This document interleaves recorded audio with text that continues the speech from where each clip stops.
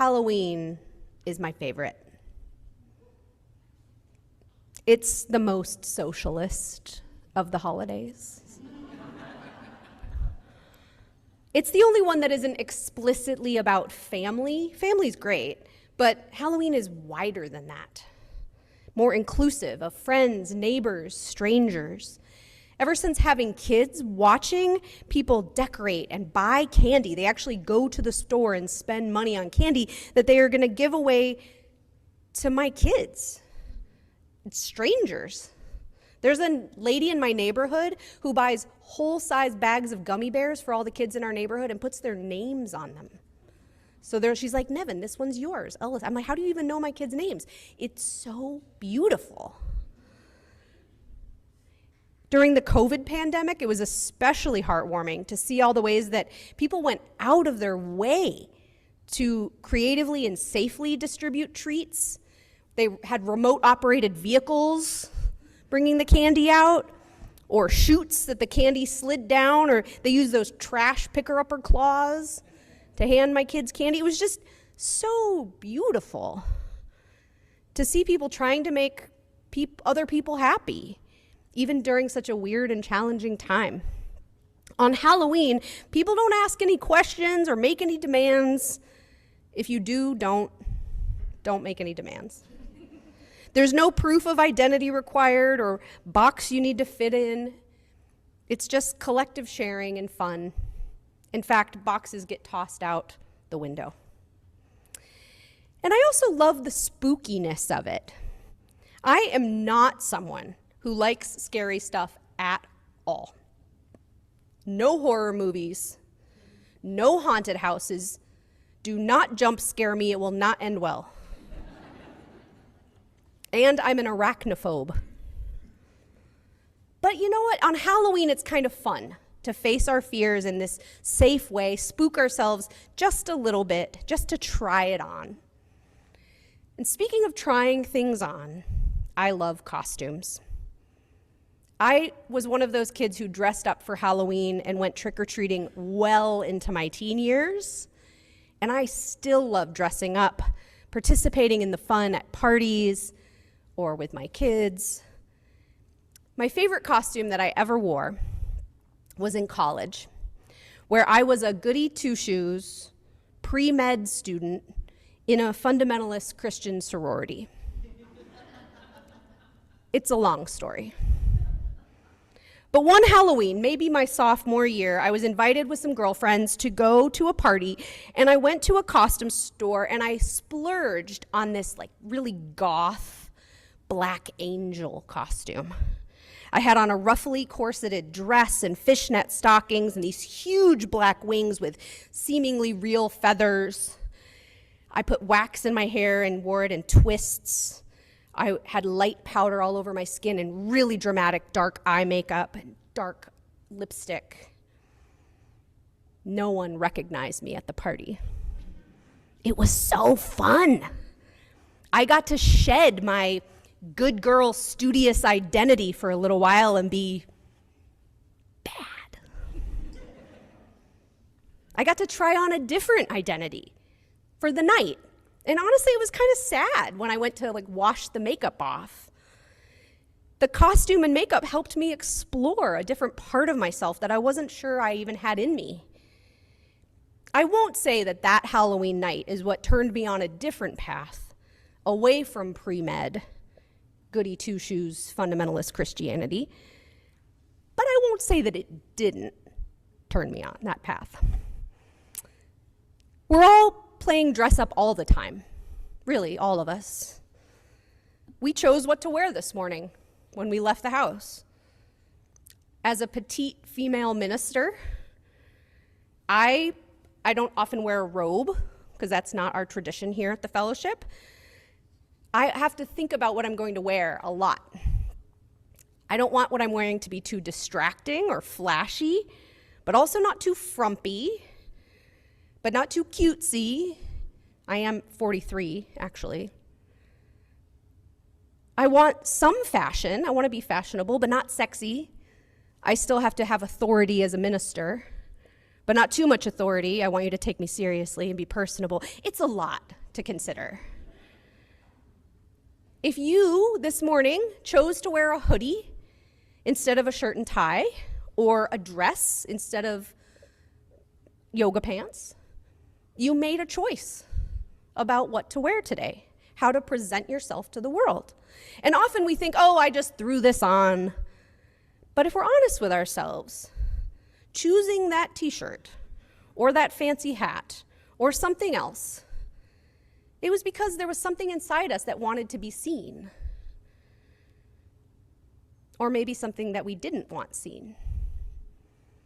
Hopefully when you made your choice this morning, in front of your dresser or your closet or that pile of clothes that you keep meaning to fold and put away, that choice had something about expressing your true self to us here at the fellowship, and that you felt safe to do that. Or maybe you just chose what you wanted to wear because it's Dress Up Sunday. Yes. Are you a deer? You're a horse. He's his war horse. See, Dress Up Sunday is so much fun. Whenever we cut or style our hair, get piercings or tattoos, choose to wear makeup or not choose to wear makeup, we are asking ourselves, do I want to show off a more masculine identity or a more feminine one? A more traditional identity or one that's more edgy? A more formal and put together look or one that's more chill and relaxed? Maybe we're not doing this consciously, but this is sort of what we're always doing. People who are lesbian, gay, bisexual, and transgender have long been on the leading edge of exploring identity outside the boundaries of social requirement. When some people break the rules, they bear the burden and the risk of being ostracized or harmed in any number of ways, including systemic oppression or violence. But those same rule breakers eventually break through the boxes that trap all of us in narrow identities. When I was growing up, I had family and friends who were openly gay and lesbian. So sexuality outside of that heteronormative box was no big deal to me. People had broken through those barriers a generation earlier, or generations earlier. But I didn't know anyone that was out as transgender or genderqueer. But now my own children, they know plenty of out trans folks. They get to try on different pronouns. They go to a church where a drag performer comes. My kids currently identify as boys, and maybe they will forever, but they will be living in a world less trapped by the gender binary and less trapped by a narrow and toxic masculinity, thanks to the gender expansive people who have risked a lot to live authentically for themselves and also for those who are coming after them. There are people in our country who want us to go back to some fictional time when identity was simple. They are aiming the culture war directly at transgender people, denying them gender-affirming health care, social access, legal rights, and even making it a risk to simply use the bathroom. As Unitarian Universalists, I want to be very clear that we vehemently oppose those tactics which harm our transgender beloveds, but we go further than that. We not only oppose the harm, we uphold that our religion says trans and gender expansive people are a blessing. I want to say that really, really clearly.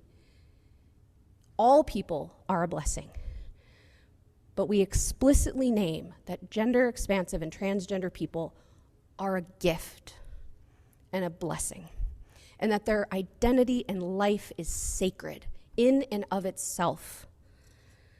But also, we name and honor that these identities are forging a freer future for all of us, where we can all stretch and explore and try on different ways of being until we find the ones that feel just right. There's no harm in saying, my true self is bigger than this box that you are trying to put me in.